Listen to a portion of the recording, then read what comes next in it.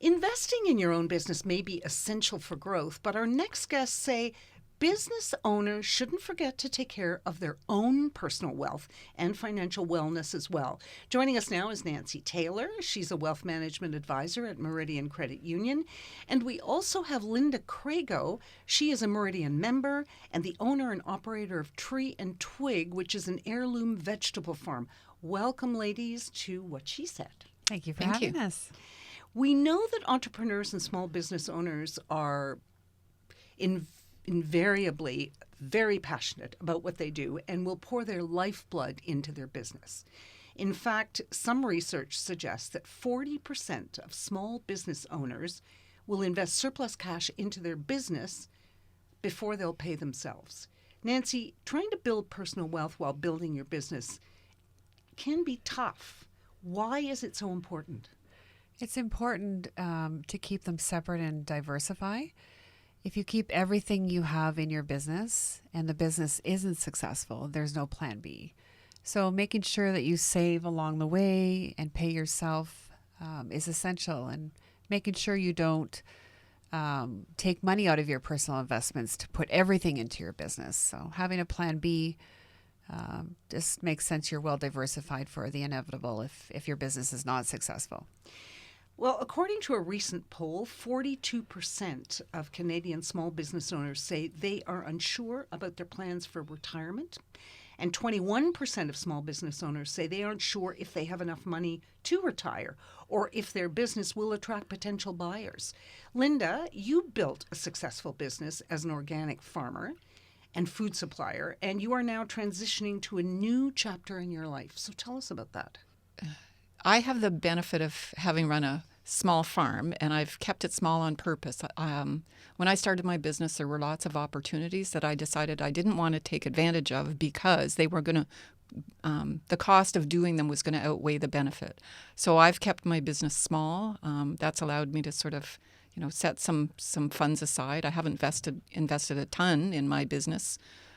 I've decided to work really hard instead of buying lots of machinery and hiring a lot of people. And I've set myself up really well for the future. I feel comfortable. I feel confident. I live a frugal lifestyle. That's how I was raised, and that's how I've continued to live. And I'm transitioning sort of out of my business slowly over the next probably 4 years. And I have another small business on the side that'll just provide a little bit of cash flow until I decide I'm not even going to do that. So, are you selling it? No. Well, I haven't really decided if I would or not. I may, because I have, the business has a little bit of a name, and it could do well, I think, without me. But I grow a crop that actually I make jewelry with. So it's kind of like a natural sort of transition into something else that's interesting for me. So, yeah. And with the farming, it's very labor intensive. Quite honestly, after like all these years, I just kind of got tired. So, yeah, well, and you're allowed. You're allowed. So, but as you say, you are a natural saver. You follow a pretty frugal lifestyle. And Nancy is actually your wealth management advisor. What has it been like working together? What are some of the things you guys discuss and talk about? Well, Nancy's really open to listening to some of my ideas. So, in terms of sort of, I've become more aware of like sustainable investing. So we've talked about that. I talked about sort of investing, in property as opposed to just keeping all my money sort of in the market. So she's always been open to those things and sort of supported those decisions. And I guess, the bottom line is I understand very clearly, and we've talked about this, that I could put my money elsewhere and pay fewer fees, and I understand that. But I feel more comfortable knowing that, she's looking after my money, that I have that support. There's, somebody I can go to, and I'm really very happy with how everything's done. So I'm content to sort of, leave everything there. So what are the qualities of Nancy or the service that you get from Nancy that you value?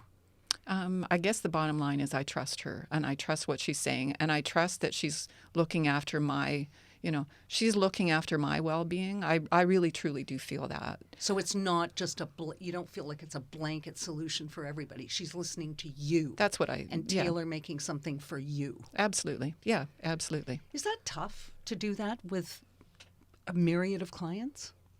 It's not if you actually listen to what their needs are and understand them. Every person that you meet with has different needs and they save differently. I really believe business owners are so passionate about what they do and they're so great at what they do that they need to have really good centers of influence around them.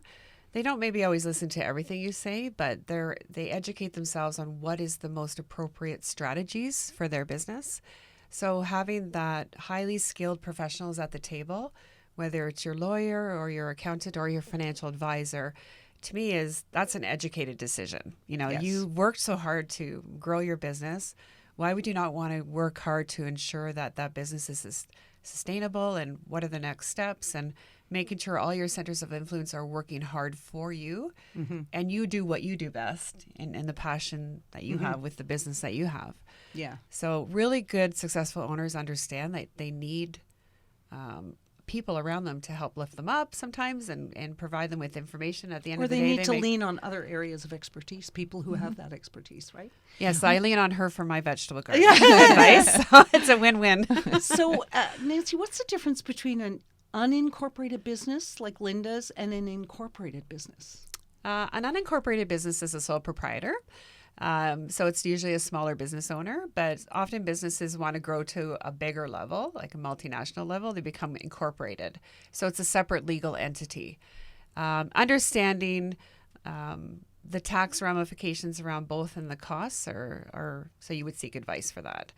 But for people like Linda that are smaller business owners and want to keep their costs down and just promote what they do best, just making sure they diversify and save outside of having everything in their business is really key. Not putting, because a lot of business owners, they get to a certain point and they want to grow farther, and they make mistakes like drawing their RSPs out because if they can only bring their business to the next level. But by withdrawing your RSPs and using all your savings isn't necessarily the best option. You want to make sure you protect yourself and you grow your business at the same time. Both are essential for your success. Very quickly, what would be the 3 most important tips for an unincorporated business like Linda's, and the 3 most important tips for an incorporated business? Invest in yourself, making sure you have key people around you to provide you advice along the way, and save.